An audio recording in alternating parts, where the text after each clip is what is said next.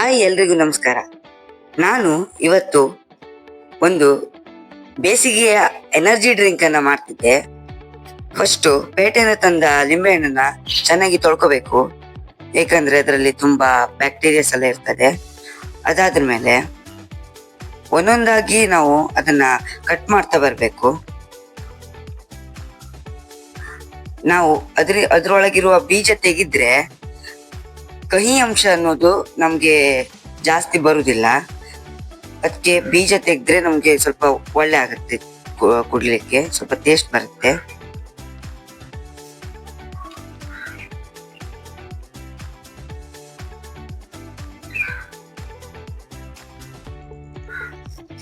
ಹೀಗೆ ಒಂದೊಂದಾಗಿ ಮಾಡಿಕೊಂಡು ಅದರಲ್ಲಿರುವ ರಸವನ್ನು ಒಂದು ಬೌಲಿಗೆ ಹಾಕ್ಬೇಕು.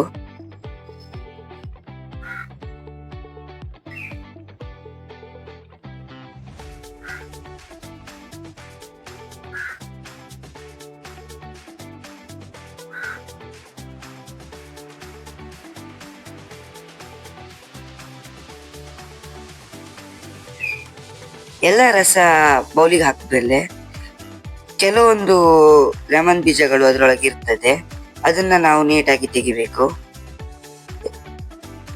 ಆಮೇಲೆ ಅದಕ್ಕೆ 2 ಸ್ಪೂನ್ ಅಥವಾ ನಿಮ್ಗೆ ಬೇಕಾದಷ್ಟು ಸಕ್ಕರೆ, ಆದ್ಮೇಲೆ 1 ಚಿಟಿಕೆಯಷ್ಟು ಉಪ್ಪು ಹಾಕ್ಬೇಕು. ಮತ್ತೆ ನಿಮ್ಮನೆಯಲ್ಲಿ ಶುಂಠಿ ಅಥವಾ ಏಲಕ್ಕಿ ಯಾವ್ದಾದ್ರೂ ಅಡ್ಡಿಲ್ಲ ಇದ್ರೆ ಅದನ್ನೊಂದು ಹಾಕೊಳ್ಳಿ, ಹೆಲ್ತಿಗೆ ಒಳ್ಳೇದು. ನಾವು ಶುಂಠಿ ಹಾಕೊಂತಿದ್ದೀವಿ. ಆಮೇಲೆ ಅದನ್ನ ಮಿಕ್ಸಿಗೆ ಹಾಕಿ, ನಿಮ್ಗೆ ಸ್ವಲ್ಪ ಕೋಲ್ಡ್ ಬರ್ಬೇಕಂತ ಸ್ವಲ್ಪ ಐಸ್ ಕ್ಯೂಬ್ಸ್ ಹಾಕೊಳ್ಳಿ. ಐಸ್ ಕ್ಯೂಬ್ಸ್ ಜಾಸ್ತಿ ಹಾಕೊಂಡ್ರೆ ನೀರು ಜಾಸ್ತಿ ಬೇಕಾಗುದಿಲ್ಲ.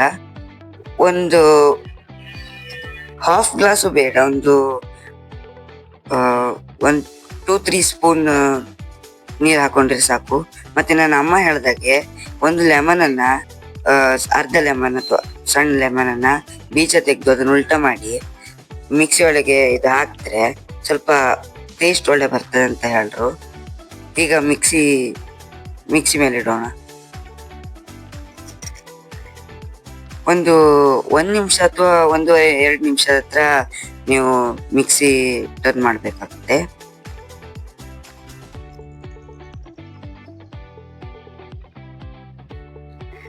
ನೀವು ಅದು ತೆಗಿಯುವಾಗ ಸ್ವಲ್ಪ ಟರ್ನ್ ಮಾಡ್ಕೋಬೇಕು, ಯಾಕಂದ್ರೆ ಎಲ್ಲ ಅಡಿಗಡೆನೆ ಉಳಿದಿರುತ್ತೆ.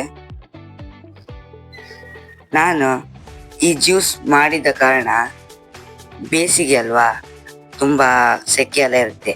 ಆದ್ರೆ ಎನರ್ಜಿ ಡ್ರಿಂಕ್ ಇದು ಮಾಡಿದ್ದು ನನಗೂ ಮತ್ತೆ ನನ್ನ ಅಜ್ಜಿಗೂ.